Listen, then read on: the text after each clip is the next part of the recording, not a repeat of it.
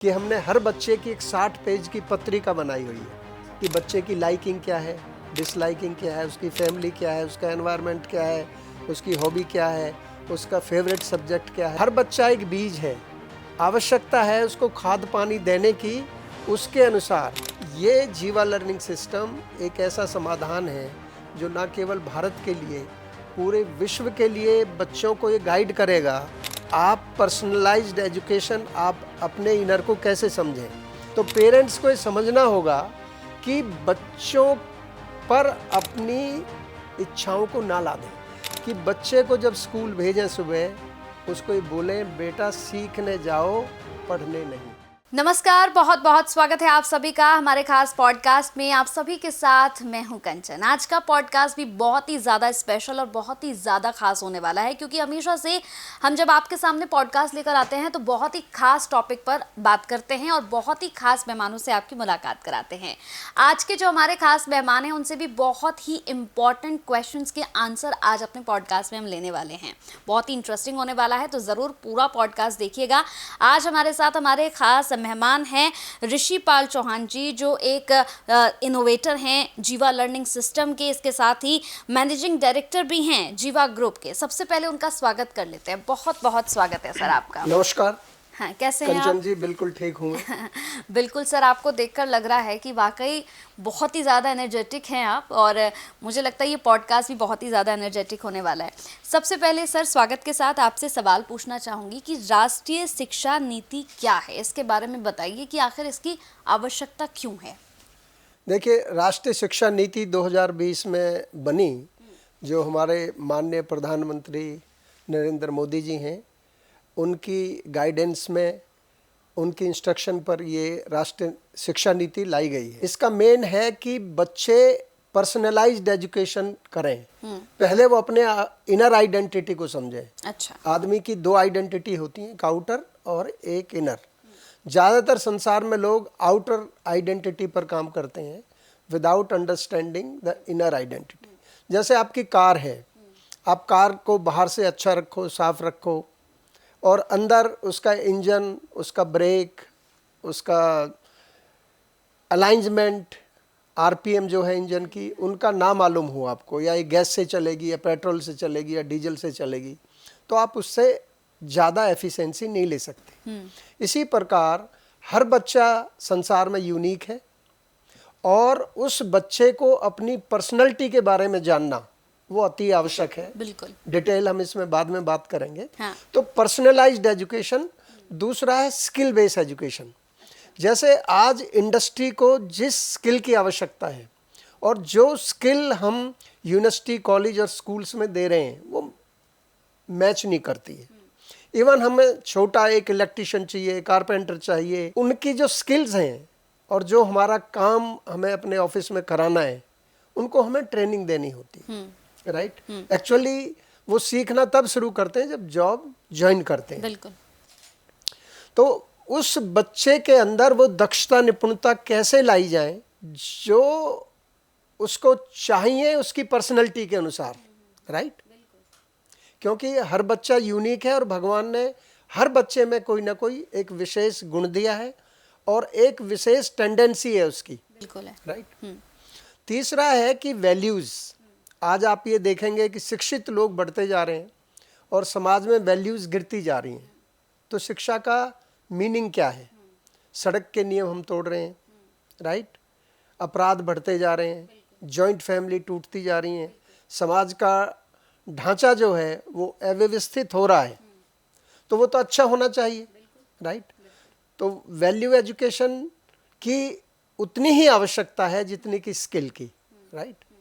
और इसमें चौथा पार्ट है कि हम अपनी भाषा को इम्पोर्टेंस दें, ना कि हम ये सोचें कि अगर हमने अंग्रेजी बोल दी तो हम बहुत बुद्धिमान हो गए, और हम संस्कृत में बात कर रहे हैं तो ये तो मूर्ख है, इसका कोई मीनिंग नहीं है। राइट। पांचवा इसमें है कि हम अपने ट्रेडिशंस को भी समझें कि उनकी क्या वैल्यूज़ हैं, वो क्यों बनाई गई थी, उनके पीछे क्या साइंस है।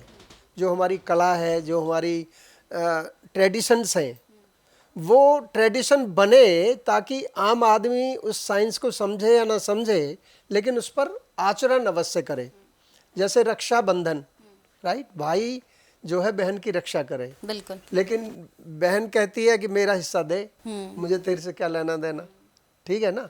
भाई कहता है तूने अपना हिस्सा ले लिया, मैं तेरे यहाँ भात भरने क्यों जाऊं। सही बात भात है। समझते हो ना, हाँ, बिल्कुल, राइट। तो ये जो वैल्यूज हैं, जो ट्रेडिशंस हैं, इनका महत्व समझें कि ये परिवार को एक करने के लिए हैं।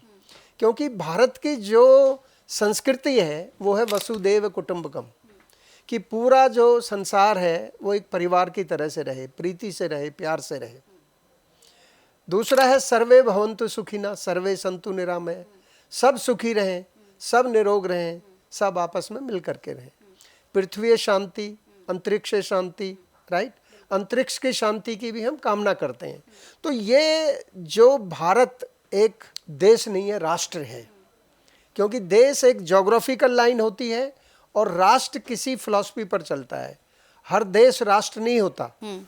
तो भारत राष्ट्र है, इसलिए राष्ट्रीय शिक्षा नीति बनी ताकि हम उसकी राष्ट्रीयता को कायम कर सकें, ये एक देश बन के ना रह जाए, राइट। बिल्कुल।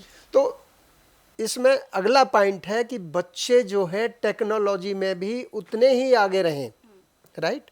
तो इंडिजिनियस नॉलेज सिस्टम, भारत की ज्ञान विज्ञान कला में वो ओतप्रोत हो।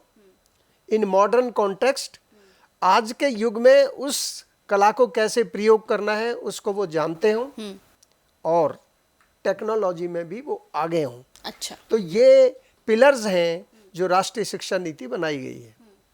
अब आपका दूसरा प्रश्न है कि इसकी आवश्यकता क्यों है। क्यों है, हाँ।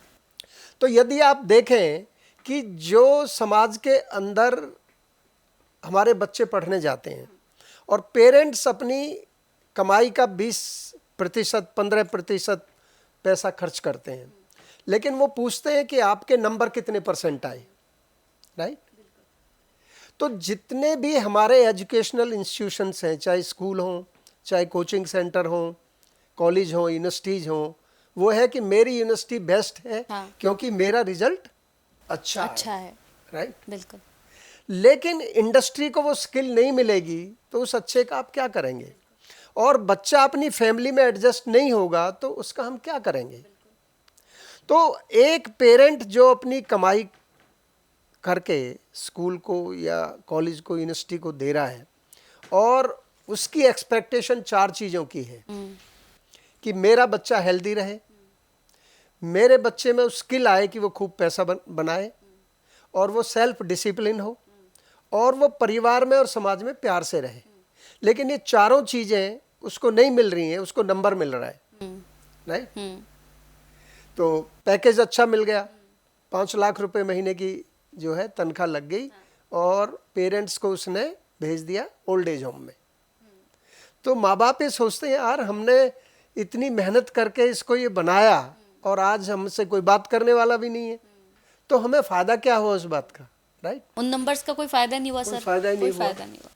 तो समाज के अंदर वो भारत के अंदर उस भारतीयता को लाना, उस राष्ट्रीयता को स्थापित करने के लिए ही ये राष्ट्रीय शिक्षा नीति आई, और ये ना केवल भारत का समाधान करेगी, भारत को विश्व गुरु बनाएगी, ये पूरे विश्व को लीड करेगी। अगर आप पूछें तो मैं बता सकता हूँ कैसे। बिल्कुल बिल्कुल बिल्कुल। कि हमने जीवा लर्निंग सिस्टम बनाया जो राष्ट्रीय शिक्षा नीति के अनुरूप है, राइट। तो एक छोटी सी कहानी है कि मैं दिल्ली में कहीं बैठा हुआ था, तो किसी टॉपिक पर बात आ रही थी, तो फिर शिक्षा पर बात आई, तो फिर मैं अपने स्कूल के बारे में बता रहा था। हम एक स्कूल चलाते हैं, जीवा पब्लिक स्कूल, पिछले 30 वर्ष से। तो उनमें एक लेडी थी, अनीता शर्मा जी।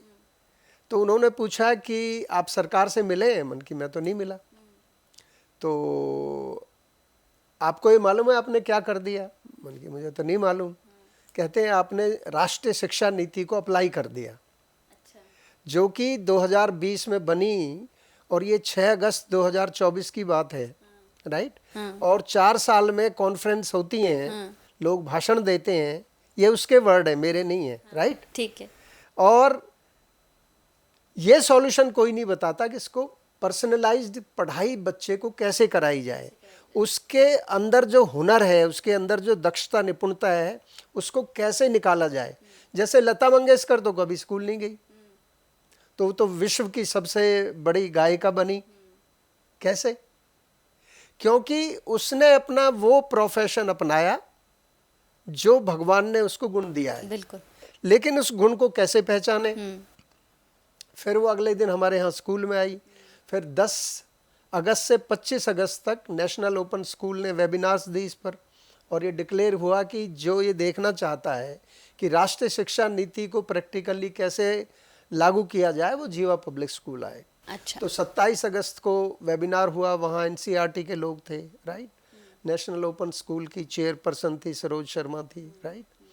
और दूरदर्शन की डायरेक्टर जनरल थी। अच्छा। मीडिया था। तो वहाँ ये डिक्लेयर हुआ कि भाई ये भारत का पहला विद्यालय है जिसने राष्ट्रीय शिक्षा नीति को लगाया है। अब ये जो राष्ट्रीय शिक्षा नीति को आगे फैलाने के लिए तब हमने सोचा कि ये तो अच्छी बात है, हमें इसको फैलाना चाहिए। तो हमने वर्ल्ड इकोनॉमिक फोरम जनेवा चिट्ठी लिखी हेड ऑफ द WEF को, और कहा कि भाई हमने ऐसा सिस्टम बनाया है, क्योंकि वर्ल्ड इकोनॉमिक फोरम ने जनवरी 2023 के अंदर कुछ स्किल्स लिखी कि 21वीं सेंचुरी में बच्चों में ये स्किल होनी चाहिए। ठीक है। तो मैंने कहा अरे तो हम अप्लाई कर रहे हैं ऑलरेडी, तुमने लिखी है अभी। तो उन्होंने हमें चिट्ठी लिखी, और अभी पिछले हफ्ते जो है फर्स्ट वीक ऑफ इसमें दिसंबर में हमारी जो है उनके जो ग्लोबल हेड हैं मिस्टर नेल एलिसन, उनसे जूम मीटिंग हुई और उन्होंने कहा कि हम विजिट करने आएंगे आपका सिस्टम। ऐसे ही हमने यूनाइटेड नेशंस को चिट्ठी लिखी, तो उन्होंने यूनिसेफ की हेड ने जो है भारत की जो हेड है एजुकेशन की मिसेस साधना पांडे, उनको चिट्ठी लिखी है, राइट। नीति आयोग को हमने लिखा, और इंडस्ट्री से इसका बड़ा पॉजिटिव रेस्पॉन्स आ रहा है। अभी कल ही हमें L&T के CEO से चिट्ठी आई है, और शायद कल हमारी उनसे जूम मीटिंग हो और वो विजिट करने के लिए भी उन्होंने बोला है। तो मेरा प्रश्न ये है कि ये जीवा लर्निंग सिस्टम एक ऐसा समाधान है जो ना केवल भारत के लिए, पूरे विश्व के लिए बच्चों को ये गाइड करेगा कि आप पर्सनलाइज्ड एजुकेशन, आप अपने इनर को कैसे समझें। क्योंकि जितने भी हम बाहर काम करते हैं वो इनर से करते हैं, मन बुद्धि अहंकार चित्त सब हमारा इनसाइड है, और हम अपनी प्रकृति को ना समझें, अपने बॉडी कॉन्स्टिट्यूशन को ना समझें, राइट। तो हम हैं कुछ और काम कुछ कर रहे हैं। या आप कहिए कि डीजल की कार में आप पेट्रोल डाल करके चला रहे हैं, राइट। बिल्कुल बिल्कुल। तो ये इसका है कि ये एक यूनिक सिस्टम बना है जो इंडस्ट्री के लिए भी फायदेमंद होगा, और बच्चों के लिए भी, पेरेंट्स के लिए भी बहुत बेनिफिट होगा। क्योंकि बच्चों को चाहिए कि मुझे फ्रीडम ऑफ थॉट और फ्रीडम ऑफ एक्शन मिले। और अभी तो जब बच्चा जाता है उसको कहते हैं ये क्वेश्चन है, ये आंसर है।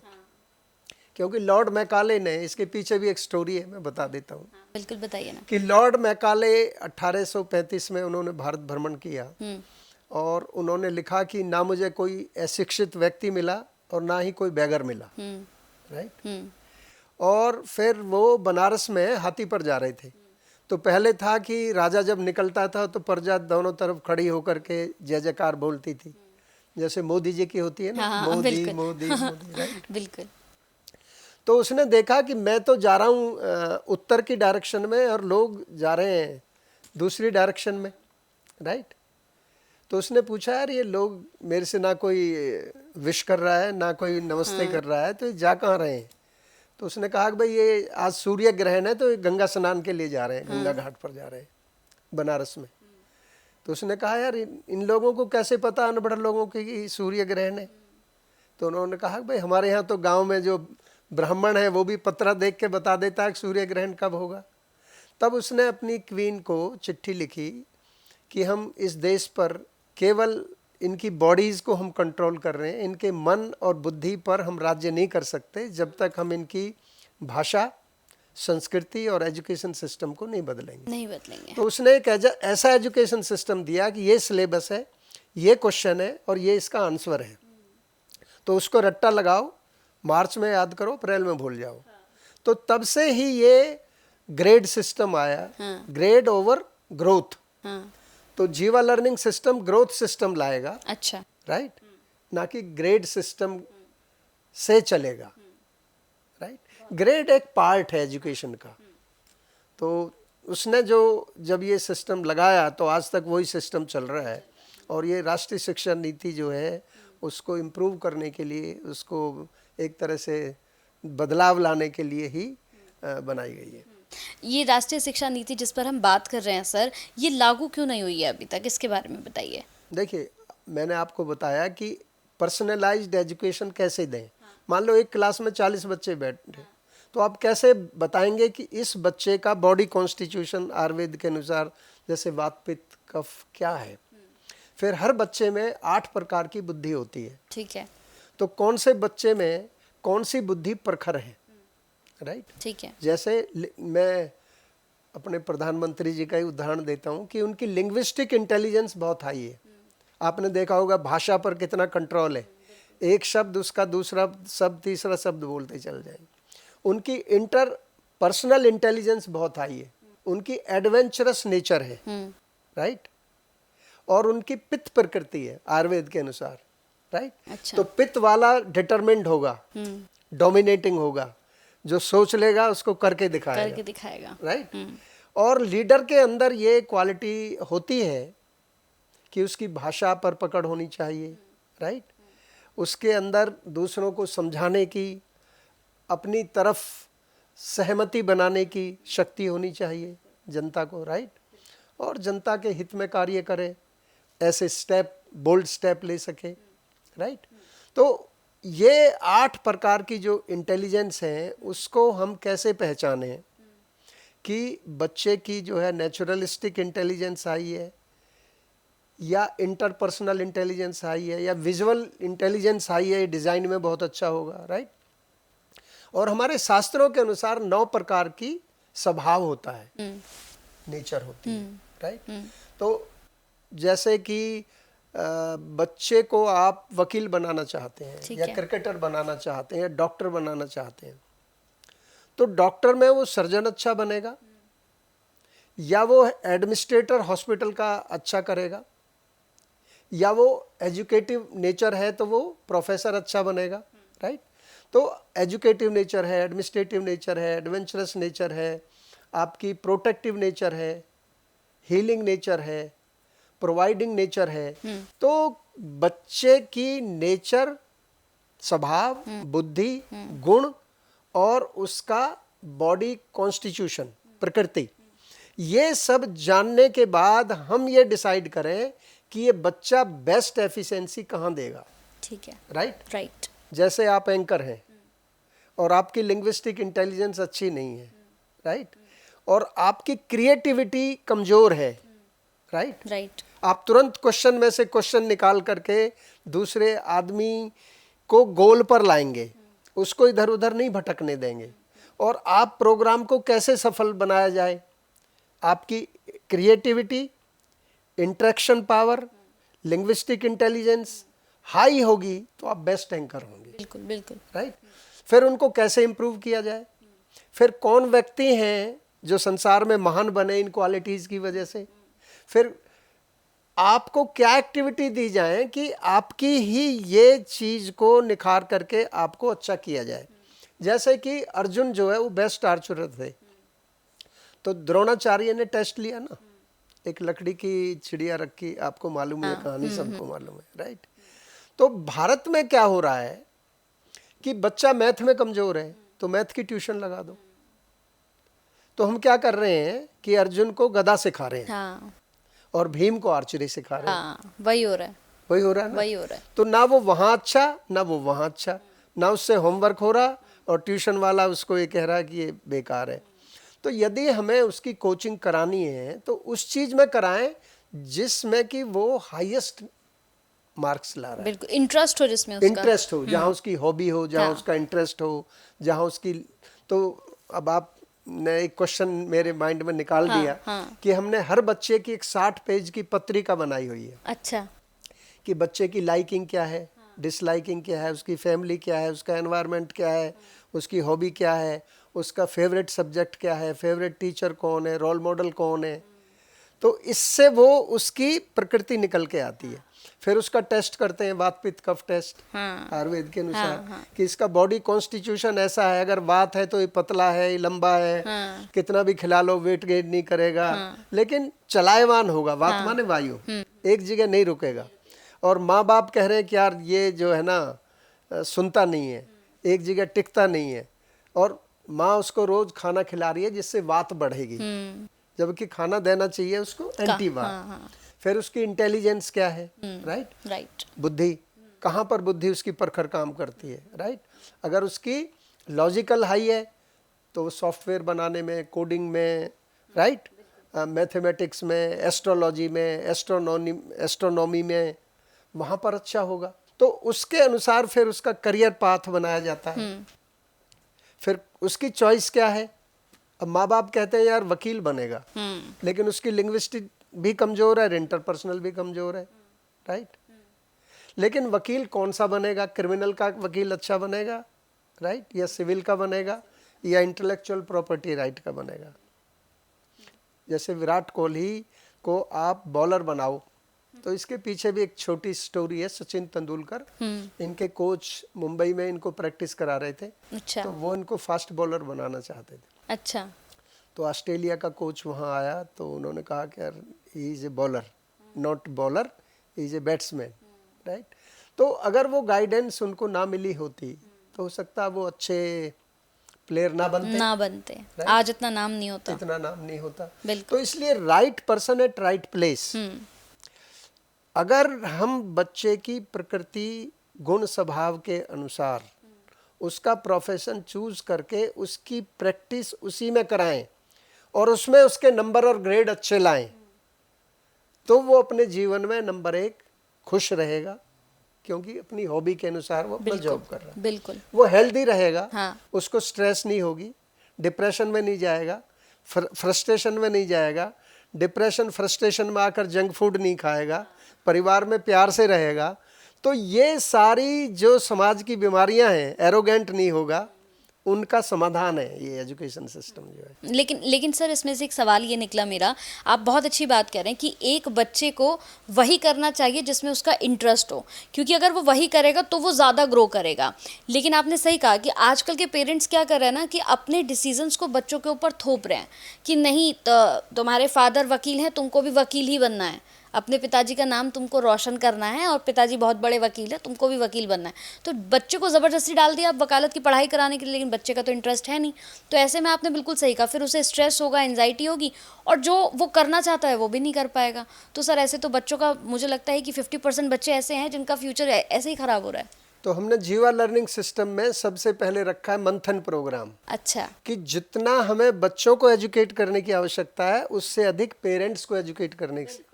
और हमने एक प्रोग्राम शुरू किया जीवानंद, जिसमें योगाचार्य योगा कराते हैं, और डॉक्टर प्रताप चौहान आयुर्वेदाचार्य मेरे छोटे ब्रदर, वो एक हेल्थ की टिप देते हैं। अच्छा, और फिर हम एक नीचे नंबर देते हैं कि आपके परिवार में अगर किसी बच्चे की मेंटल वेलबींग की, बिहेवियर की या हेल्थ की प्रॉब्लम है, तो इस नंबर पर कॉल करें, हम फ्री कंसल्टेंसी देंगे। अच्छा, और स्कूल इसको लागू कर रहे हैं जीवा लर्निंग सिस्टम को, वहाँ हम पहले पेरेंट्स का प्रोग्राम करते हैं, 3P, पेरेंट पार्टनरशिप प्रोग्राम।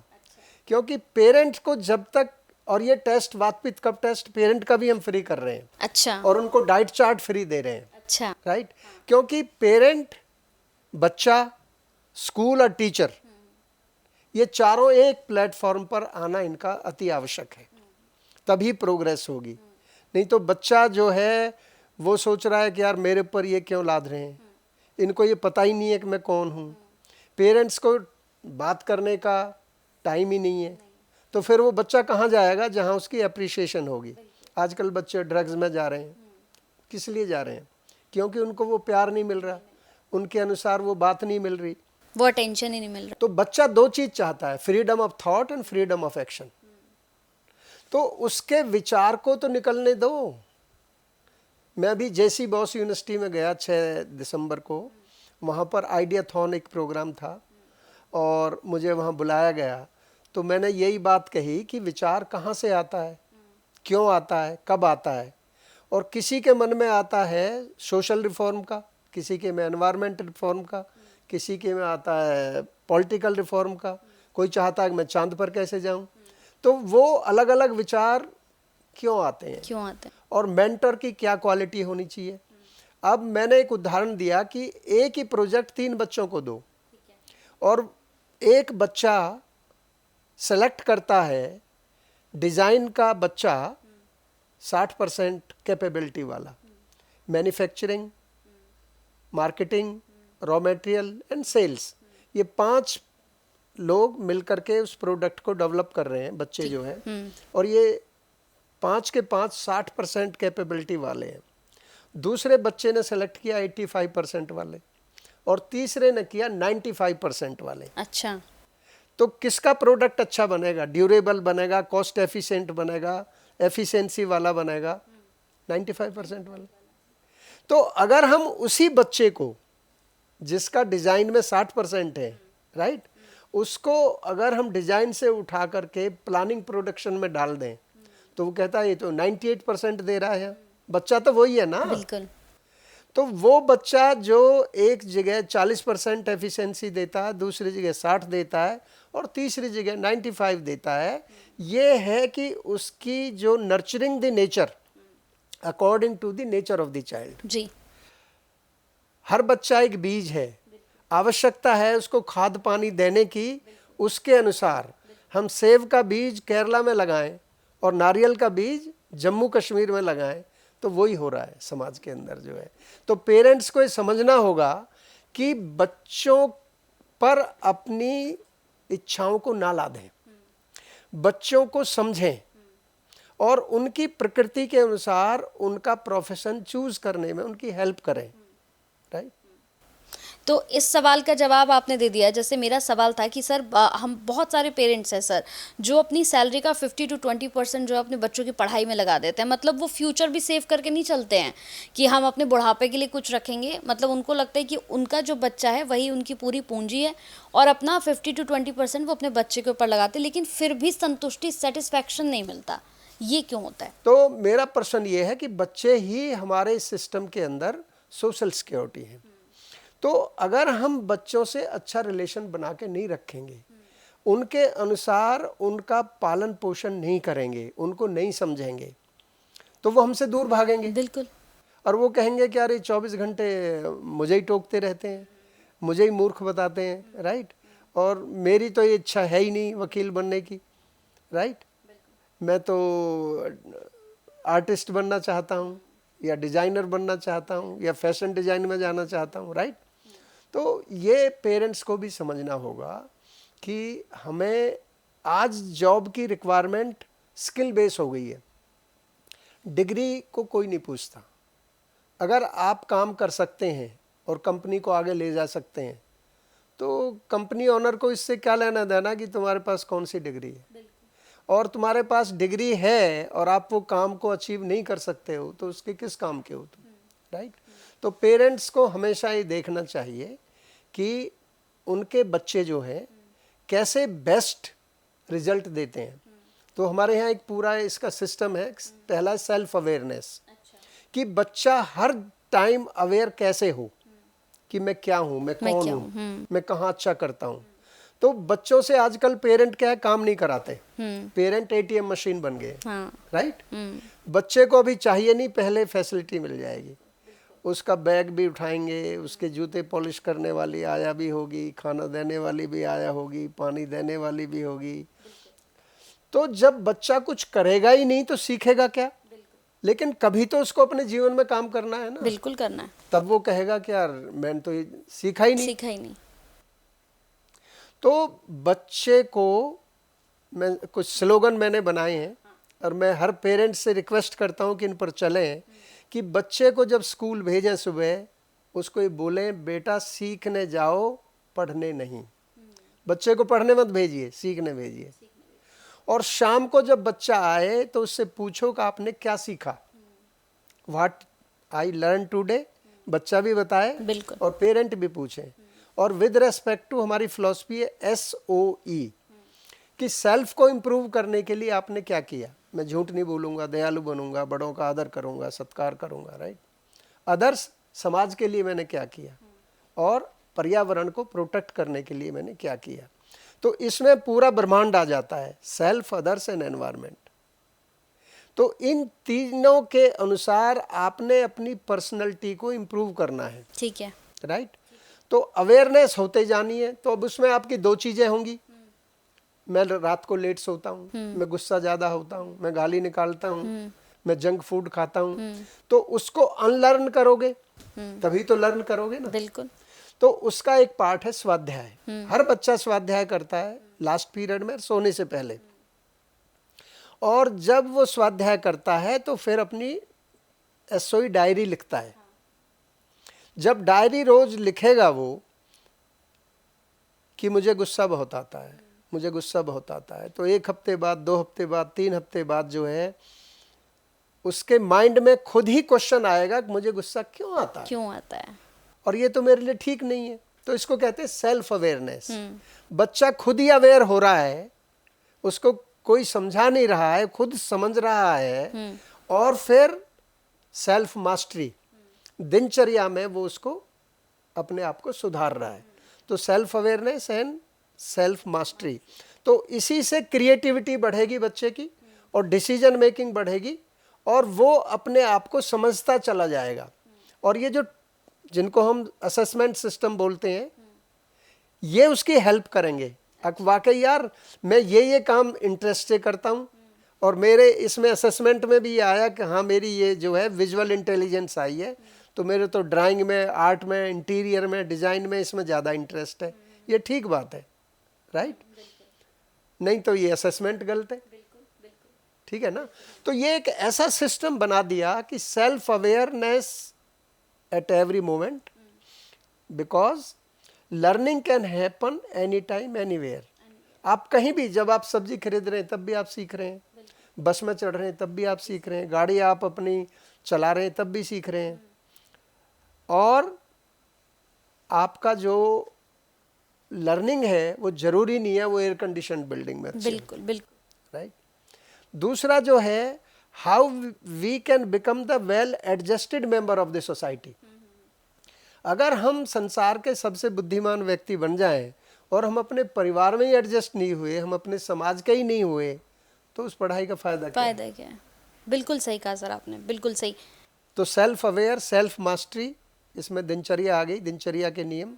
और फिर है सोशल एम्पैथी एंड इंटेलिजेंस, कि उसको फिर प्रोजेक्ट को छोटे छोटे हिस्सों में करके देखो।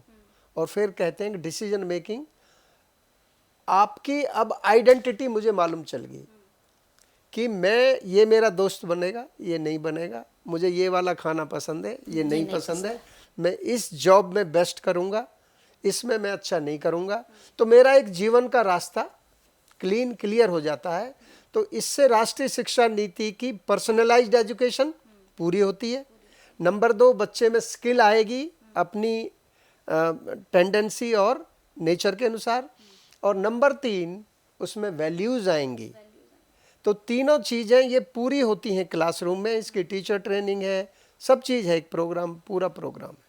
सर, शिक्षित लोगों की संख्या हम देख रहे हैं कि लगातार बढ़ रही है, लेकिन फिर भी हम देख रहे हैं कि समाज का जो ताना बाना है वो दिन ब दिन कमज़ोर होता जा रहा है। जैसे इसमें एक और सवाल मैं आपको मिलाऊंगी कि उद्योग तो हैं हमारे पास, बहुत सारे उद्योग हैं, वहाँ पर रिक्तियाँ भी हैं खाली, लेकिन उसके बावजूद भी लोग बेरोज़गार हैं।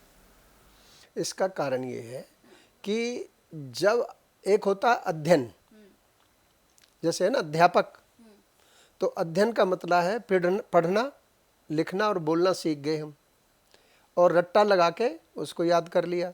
मार्च में याद किया, अप्रैल में भूल गए, नंबर अच्छे आ गए, फिर नई किताब आ गई।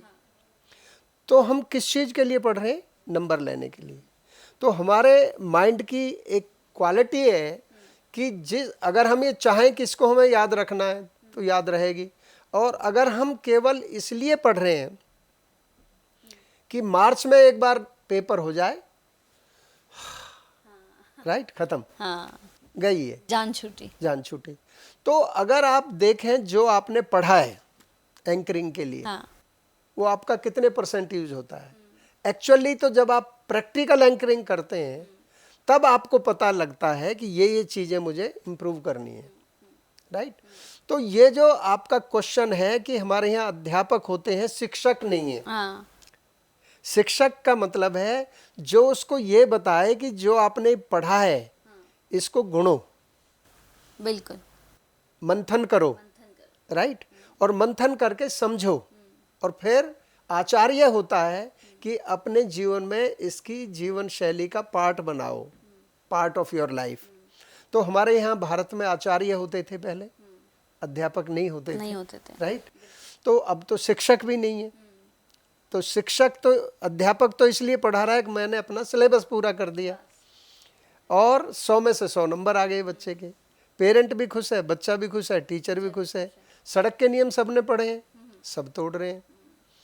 दूसरा, मैं उस पॉइंट पर जाना नहीं चाह रहा हूँ, लेकिन बता सकता हूँ कि nurturing the society with the knowledge of matter, ये पाश्चात्य देश की फिलॉसफी है कि पदार्थ को एक्सप्लॉइट करो, राइट। तेल निकाल लो, कोयला निकाल लो, जमीन को पक्का कर दो, पेड़ को काट दो, नदी को तोड़ दो, बांध बना दो, राइट, राइट। और अपना पैसा कमा लो। तो पॉल्यूशन बढ़ रहा है, बीमारियां बढ़ रही हैं, तो वो विकास नहीं है। तो भारत की फिलॉसफी है nurturing the society with the knowledge of self. सब विकास शिक्षा का मॉडल है ये। अभी 15 नवंबर को माननीय मोहन भागवत जी SGT यूनिवर्सिटी गुड़गांव में बोल रहे थे, तो उन्होंने ये बोला कि भारत के लिए सब विकास शिक्षा का मॉडल होना चाहिए। तो जीवा लर्निंग सिस्टम वही है, राइट। तो पहले आप अपने आप को विकसित करो, सब हित से सर्वहित, फिर समाज का हित करो। तो इसी को स्वतंत्रता कहते हैं, सब जमा तंत्र, सिस्टम ऑफ द सेल्फ। तो हमारे यहाँ तो स्वतंत्रता संग्राम हुआ, फिर स्वाधीनता संग्राम हुआ। जब आप अपनी इच्छाओं को कंट्रोल कर सकते हो तो उसको स्वाधीनता कहते हैं। तो भारत का पूरा मॉडल सब इच्छा स्वेच्छा से काम करते हैं ना। अब कहते हैं मेरी मर्जी, मेरी मर्जी, लेकिन मेरी क्या है उसको तो तुम समझते नहीं। तो वो स्वतंत्रता नहीं है, वो उदंडता है। आप अपने आप को समझ करके और फिर ये कहो कि मैं स्वतंत्र हूं, तो मैं अपना विकास करके फिर दूसरों का भी विकास करूंगा और पर्यावरण को हानि नहीं पहुंचाऊंगा। तो हमारा जो विकास मॉडल है वो एनवायरनमेंट फ्रेंडली है। पाश्चात्य देश का जो विकास का मॉडल है वो विनिंग द नेचर, वो प्रकृति पर राज्य करना चाहते हैं। हम प्रकृति से मित्रता करना चाहते हैं। तो हमारी जो कल्चर है वो है एकता में अनेकता और अनेकता में एकता। ठीक बात कही सर आपने कि हम लोग कॉलेज जाते हैं या स्कूल जाते हैं तो हम सिर्फ वो रटा रटाया जो हमें मिलता है, एक सिलेबस मिलता है, वो पढ़ते हैं और फिर जो सीखना चाहिए वो नहीं सीख पाते। इसका उदाहरण सर खुद हूँ मैं, क्योंकि मैं कॉलेज एडमिशन ज़रूर लिया लेकिन जो प्रैक्टिकली मैंने सीखा वो मैंने जब एक लोकल चैनल में इंटर्नशिप किया तो जो वो प्रैक्टिकली चीज़ें थी ना वो करके मुझे समझ आया कि एक्चुअली में ये सारी चीज़ें क्या है, एंकरिंग कैसे होती है, वॉइस ओवर कैसे होता है, जो कॉलेज में एक्चुअल में नहीं सिखाई जाती। बहुत अच्छी बात आपने तो कही। कंचन जी आप बहुत सौभाग्यशाली हैं हाँ। कि जब आप इंटर्नशिप में गए हाँ। तो आपने एक्चुअल किया। हाँ। ज्यादातर बच्चे क्या करते हैं, इंटर्नशिप में गए, समोसे पकौड़े खाए, घूम के आ गए, हाँ, वहां भी नहीं सीखते हो। वहाँ भी नहीं सीखते वो, सही कहा। लेकिन सर मैंने इंटर्नशिप में बड़ी मेहनत करी जो मैं आज यहाँ पर बैठी। ठीक है, एक और सवाल सर, यहाँ पर बहुत अच्छी बातें आपसे समझने और सीखने को मिल रही हैं कि पेरेंट्स आजकल कहीं ना कहीं सर कमज़ोर पड़ रहे हैं क्योंकि बच्चे को नहीं समझ पा रहे, उनकी प्रतिभा को नहीं समझ पा रहे हैं। तो ऐसे में फिर पेरेंट्स के लिए क्या कर रहे हैं हम लोग? देखिए, आज दुर्भाग्यवश भारत एक वो देश बन गया जहाँ बच्चे सबसे ज़्यादा सुसाइड कर रहे हैं। आपने कोटा का सुना होगा, ये सुना होगा। बच्चा 4 साल का बच्चा बोर हो रहा है। 4 साल का बच्चा बोर क्यों होगा? डिप्रेशन में है, फ्रस्ट्रेशन में है, राइट। अब पेरेंट को क्या चाहिए? वो जीवा कॉल करें, फ्री कंसल्टेंसी में, राइट। आप नंबर दे दें नीचे। बिल्कुल सर। तो हम बताएंगे कि आप पहले अपने आप को तो समझो और फिर बच्चे को समझो। अगर आप गर्म दूध में नींबू निचोड़ोगे तो फटेगा ही ना, सर। बिल्कुल राइट। तो हमें ये समझना होगा, और ये जीवा लर्निंग सिस्टम उसका जो है सटीक एक समाधान है। और इसीलिए हमने ये टेली सेंटर जो खोला है, ये इसीलिए खोला है कि हम कोई पैसा चार्ज नहीं कर रहे कंसल्टेंसी का। जैसे होम रेमडीज होती है ना आयुर्वेद में, हमारा आयुर्वेद का भी सबसे बड़ा टेली मेडिसिन सेंटर है और वीडियो कंसल्टेंसी है। पूरे विश्व में मरीजों को हम कंसल्टेंसी देते हैं और कोई चार्ज नहीं करते हैं। इसी प्रकार एजुकेशन में भी पेरेंट्स का अगर कोई भी प्रॉब्लम है, बच्चे की बिहेवियर है या बच्चे को किस सब्जेक्ट में जाना चाहिए, किस प्रोफेशन में जाना चाहिए, तो कॉल कर सकते हैं। सर, जैसे कहा जाता है कि हर एक बच्चा जो है वो जीनियस है, हर एक बच्चा हीरा होता है, क्या ये सच है? अमंत्रम अक्षरा नास्ति नास्ति अनुम अयोध्या, अयोग्य पुरुषा नास्ति तत्र सा योजिका दुर्लभा। कोई भी अक्षर ऐसा नहीं है जो मंत्र ना हो, कोई भी जड़ी बूटी ऐसी नहीं है जो दवा ना हो, और कोई भी बच्चा अयोग्य नहीं है। केवल उस बच्चे को पहचान करके सही एनवायरनमेंट देना, सही सत्संग देना, सही सब्जेक्ट की पढ़ाई कराना ही गुरुओं की कमी है सर। राइट। अब मैं आपसे बताता हूं कि जो आइंस्टाइन थे, जब वो 5 वर्ष के थे तो उनको जूते का फीता बांधना नहीं आता था। अच्छा। राइट। लेकिन वो इतने बड़े साइंटिस्ट बने। क्यों बने? क्योंकि उनको सही, एक तो है लकीली मिल गया, आपको वो जॉब मिल गई जो आपके इंटरेस्ट की है, तो आप ऊंचे चले गए। राइट। और अगर आपके इंटरेस्ट की जॉब नहीं है वो, तो आप कहलाएंगे यार ये तो मूर्ख है। हालांकि वो मूर्ख नहीं है। Right person at right place, ये अति आवश्यक है। मैं आपको एक उदाहरण देता हूँ। घर में 2 बच्चे हैं, एक इंट्रापर्सनल है और एक इंटरपर्सनल है। मेहमान आया, गपशप मारेगा, ये मारेगा, अपनी कहानी सुनाएगा, ठीक है ना, वो उठ के चला जाएगा। दूसरा, घर वाले कहेंगे ये कमा के खाएगा और ये भूखा मरेगा। ऐसा नहीं है, वो पोइट बनेगा, राइटर बनेगा, विचारक बनेगा। राइट। ये मार्केटिंग में जाएगा, सेल्स में जाएगा। मेरे पास एक पेरेंट आए, फरीदाबाद के एक बहुत नामी ग्रामी स्कूल में उनका बच्चा पढ़ता था और 10th क्लास में था। तो किसी ने कहा कि यार तुम वहाँ चले जाओ, वो बताएगा। तो कहता है सर ये निकम्मा है। अच्छा। तो मैंने कहा कि अच्छा, अपने बच्चे की तरफ देखो और मुझे बताओ कि इसमें कौन से 5 गुण हैं। कहता जी इसमें कोई गुण नहीं है, ये महामूर्ख है। तो मैंने कहा कि ऐसा तो हो ही नहीं सकता। तो कहते हैं कि सर बच्चा आपका है या मेरा है? तो मैंने कहा अच्छा 2 मिनट के लिए आप ये भूल जाओ कि आपका बच्चा है। कहता है देखो हट्टा कट्टा लंबा 6 फुट का, मेरे से भी बड़ा। मन किया यार ही इज हेल्दी बॉय है, तो अच्छी बात है। कहता है 2 मिनट में दोस्त बना लेता है। राइट। और इस चीज़ में, ड्राइंग में, इसमें तो इतना है कि कमाल। राइट। लेकिन मैथ नहीं करता। अब वो चाह रहा था कि साइंस लेकर के वो बने। राइट। मैंने कहा भैया तुम इसको जो है ना, गाय को तुम जो है भैंस वाला काम दे रहे हो, तो वो गलत बात है। राइट। तो अयोग्य कोई बच्चा नहीं है, किसी बच्चे को अयोग्य नहीं। वो स्टीव हॉफिन जो कंप्यूटर साइंटिस्ट थे, वो तो डिसेबल्ड था ना, व्हील चेयर पर। राइट।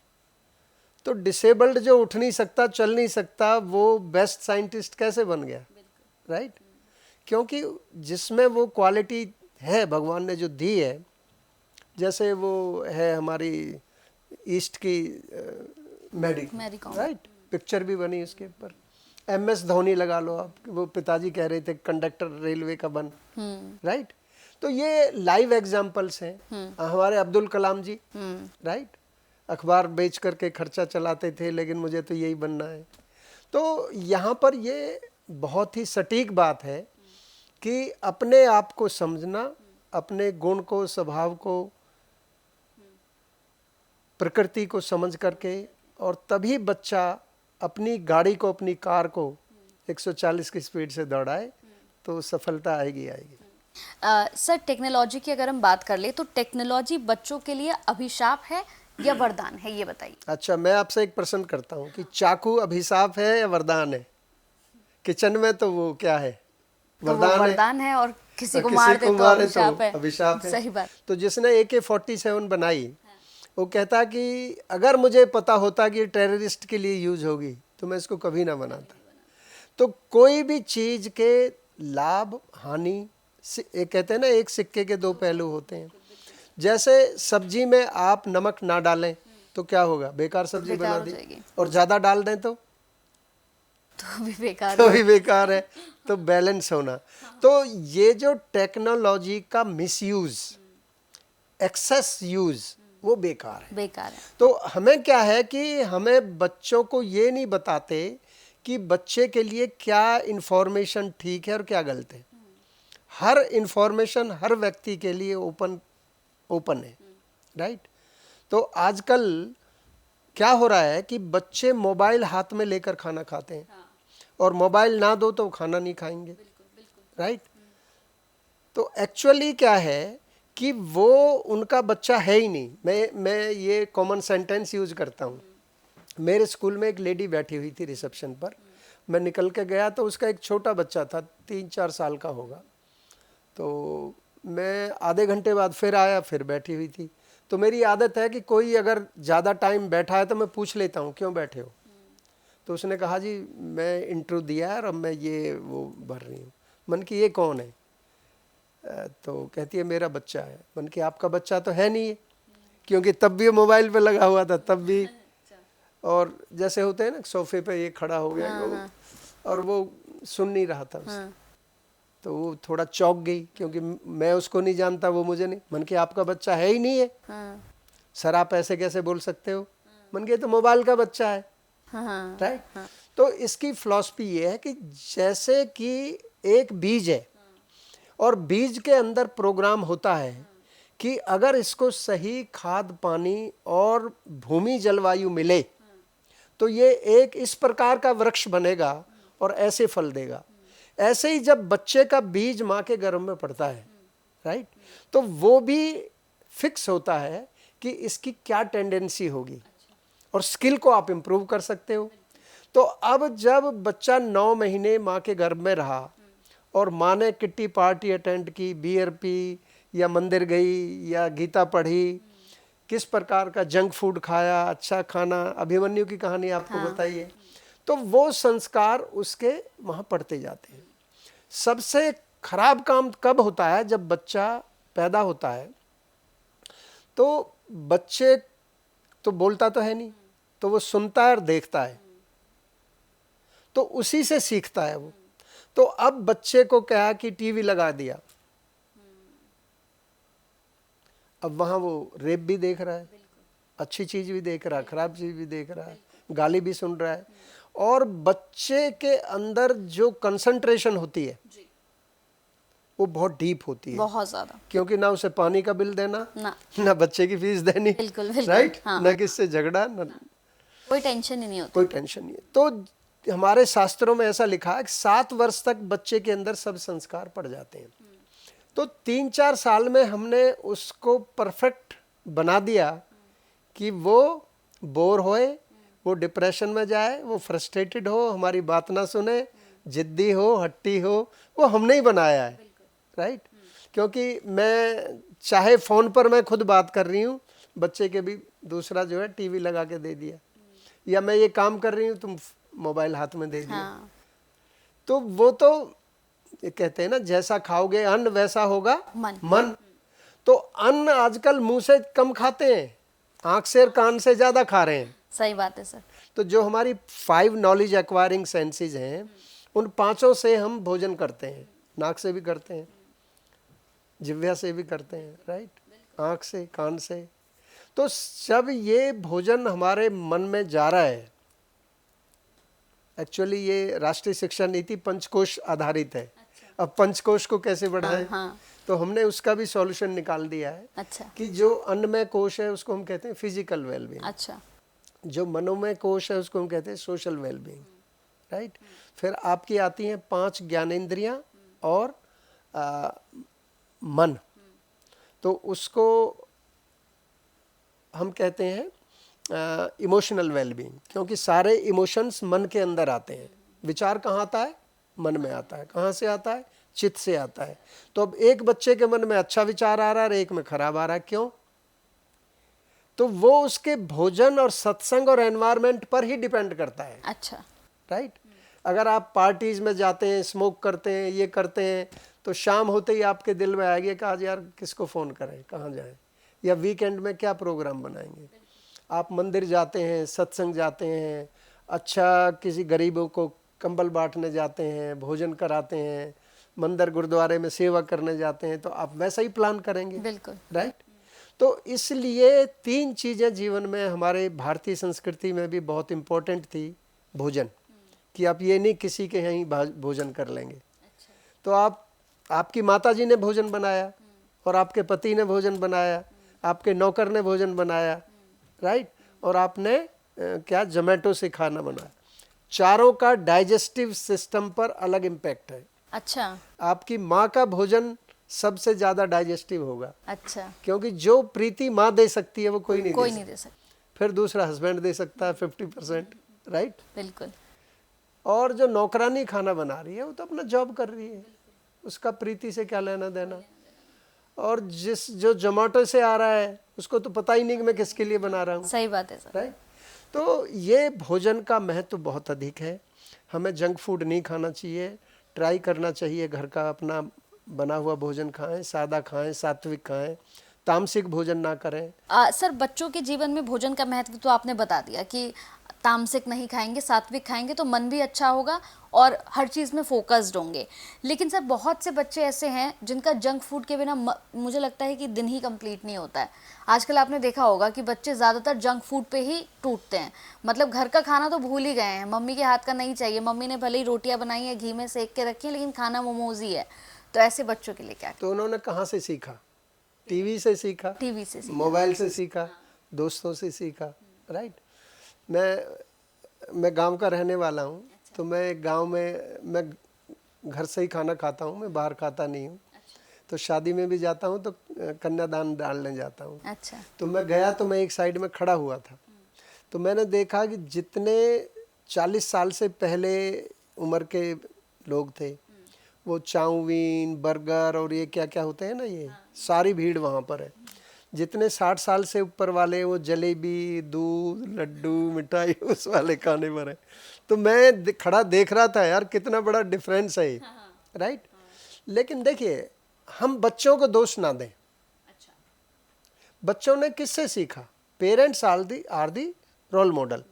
जैसे आप कहें, अरे जा बोल दे मम्मी घर में नहीं है, तो झूठ बोलना कौन सिखा रहा है? ये करप्शन, सबसे बड़ी करप्शन है ये। फिर जब आप बूढ़े हो गए, आप दवाई कहोगे, अरे मम्मी मैं वहां गया था, टायर पंचर हो गया, मैं क्या करता? सीखा घर से ही है। बिल्कुल सीखा घर से। सही, बिल्कुल सही, बिल्कुल सही सर। एक उपरोक्त पेरेंटिंग का ना होना बच्चों के करियर पर कैसा प्रभाव डालता है, ये और बताइए। देखिए, ये क्वेश्चन आप ये भी कहते हैं कि भाई नेगेटिव पेरेंटिंग है, राइट। बिल्कुल बिल्कुल। कोई नेगेटिव पेरेंटिंग नहीं होती, राइट। लेकिन सही पेरेंटिंग का ज्ञान ना होना ही नेगेटिव पेरेंटिंग है। जैसे जिस पेरेंट को पता ही नहीं कि सात्विक भोजन क्या होता है, तामसिक क्या होता है, राजसिक क्या होता है, और उनको ये पता ही नहीं है कि आँख से और कान से भी भोजन खिलाया जा रहा है, राइट। और उनको ये मालूम ही नहीं है कि जंक फूड का क्या असर होता है, बैड एसोसिएशन का क्या फ़र्क होता है। मेरे एक स्कूल की स्टोरी है कि दूसरी क्लास का बच्चा था, तो उसने किसी बच्चे को गाली निकाली। टीचर ने उनके घर नोट दिया। तो उनके घर वाले लड़ाई करने के लिए आ गए, 3 लोग। हमारे खानदान में आज तक किसी ने गाली नहीं दी, ये कैसे आप ब्लेम करते हो कि मेरा बच्चा गाली दे देगा? बड़ी समस्या भाई। तो मेरे ऑफिस में थे, बैठ गए कुर्सी पे, सामने बैठे हैं। तो मैंने कहा, बेटा आप कोई नया टीवी शो देखना शुरू किया है? नहीं। आपके घर में कोई मामा चाचा का बच्चा कोई नया आया? नहीं, राइट। तो पूछते पूछते मैंने कहा, उसने कहा कि हमारे पड़ोस में एक बच्चा आया, आप उसके पास जाते हो? हाँ जाता हूँ। वो गाली देता? हाँ देता है, राइट। एक और उदाहरण देता हूँ। 4th क्लास का एक बच्चा, हमारे यहाँ प्रेयर में रोज एक बच्चा बेल बजाएगा, चेंज मेकर्स बेल, और अपना अनुभव बताता है। तो कहता है, सर मेरे मम्मी पापा की बहुत लड़ाई होती थी, अब नहीं होती। मन की क्यों? कहता मेरे पापा को ये पता लग गया कि मेरी मम्मी की प्रोवाइडिंग नेचर नहीं है। अच्छा। प्रोवाइडिंग नेचर उन लोगों की होती है, जैसे आपके घर में गेस्ट आया, आप कह रहे हैं उनको तो राजमा बड़ा पसंद है और सर्दी या गाजर का हलवा ये आप बना रहे हैं बड़े शौक से। एक आपकी नेचर नहीं है, आप कहेंगे यार ये अब छुट्टी के दिन ये कहाँ से आ गया यार, भाई बाहर से मंगा लेना खाना। तो ये नहीं है कि ये अच्छी है या ये खराब है, ये कहीं और अच्छी है। तो अब फादर जो है मदर की किचन में हेल्प कर देता है, लड़ाई खत्म हो गई, राइट। तो ये देखिए, ये डिवोर्स को भी कम करेगा, कम करेगा। हाँ, सही कहा। घर के झगड़े खत्म करेगा ये जो जीवा लर्निंग सिस्टम। बिल्कुल बिल्कुल। तो जीवा लर्निंग सिस्टम जो है सर, ये बहुत कुछ बच्चों को नया दे रहा है, बहुत अच्छा लगा। मतलब ये इतना अच्छा एक सिस्टम है कि आपके बच्चे को कहीं और जाने की ज़रूरत ही नहीं है, वो वहाँ पर संस्कार भी सीख जाएगा सारे, उसके बाद उसकी पढ़ाई भी बहुत अच्छे से हो जाएगी और उसका इंटरेस्ट देखिए, मतलब जिसमें उसका इंटरेस्ट होगा, जीवा हेल्प कर रहा है कि जिसमें आपका इंटरेस्ट होगा आपको वही करवाया जाएगा। एक मैसेज हो जाए सर पेरेंट्स के लिए। एक इससे पहले मैं एक लाइन बोल देता बिल्कुल हूँ सर, बिल्कुल। कि मेरे स्कूल में एडमिशन इसलिए आता है कि यहाँ लड़के लड़की सेफ हैं। साइकिल पर भी बच्चे हेलमेट लगा करके आते हैं, और पेरेंट आपको कोई नहीं मिलेगा विदाउट हेलमेट जो बच्चे को लेने आए या सीट बेल्ट के। नंबर 2, नो बेल स्कूल है, पूरे स्कूल के अंदर कहीं घड़ी नहीं है, और ना पीरियड चेंज की घंटी बजती है, ना स्कूल लगने की, ना छुट्टी होने की। अच्छा। लेकिन 1 सेकंड का डिफरेंस आपको नहीं मिलेगा। अच्छा। और इस नेचर के अनुसार स्कूल में इलेक्शन होता है, राइट। और हर बच्चे के कार्ड पे लिखा होता है कि मेरी बुद्धि परखर ये है, मेरा स्वभाव ये है, राइट, मेरा गुण ये है। और वो क्लब बने हुए हैं। कोई गेस्ट आएगा तो प्रोवाइडिंग नेचर वाले ही डिसाइड करेंगे कैंटीन में क्या बनेगा, आज क्या होगा, राइट। गेस्ट को रिसीव करेंगे। और एंटरप्रेन्योर नेचर का अलग क्लब है, वो प्रोडक्ट बनाएंगे, बैंक अकाउंट खोलेंगे, अपने प्रोडक्ट को पेरेंट टीचर मीटिंग में सेल करेंगे। अच्छा। तो ये एक पूरा मॉडल है। तो मेरा मैसेज सभी भारतवासियों को ये है कि बच्चों को सीखने भेजो, पढ़ने नहीं। और रोज पूछो बेटा आज आपने क्या सीखा, राइट। और एक समय का भोजन अपने बच्चों के साथ करो, और उस समय केवल आपस की इंफॉर्मेशंस, आपने क्या किया, बच्चों से क्या कराया आपने, बच्चे पेरेंट से पूछें, और आधा घंटा हंसी मजाक आनंद से परिवार में भोजन खाएं। उस समय टेलीविज़न बंद होना चाहिए, टैबलेट बंद होना चाहिए, टेक्नोलॉजी डिटॉक्स हम इसको कहते हैं। तो यही मेरा मैसेज है पेरेंट्स के। बिल्कुल, यानी अब जितने भी पेरेंट्स हैं वो जब बच्चे घर पहुंचेंगे तो ये नहीं पूछेंगे कि आज क्या पढ़ा है, वो पूछेंगे कि आज सीख कर क्या आए हो। बहुत अच्छा लगा सर आपसे बात करके, बहुत बहुत थैंक यू, बहुत बहुत शुक्रिया नमस्कार। सर। और आपने बहुत अच्छा एंकरिंग किया और बहुत अच्छा क्वेश्चन किया, इसलिए आपको बहुत आभार। Thank you sir, thank you.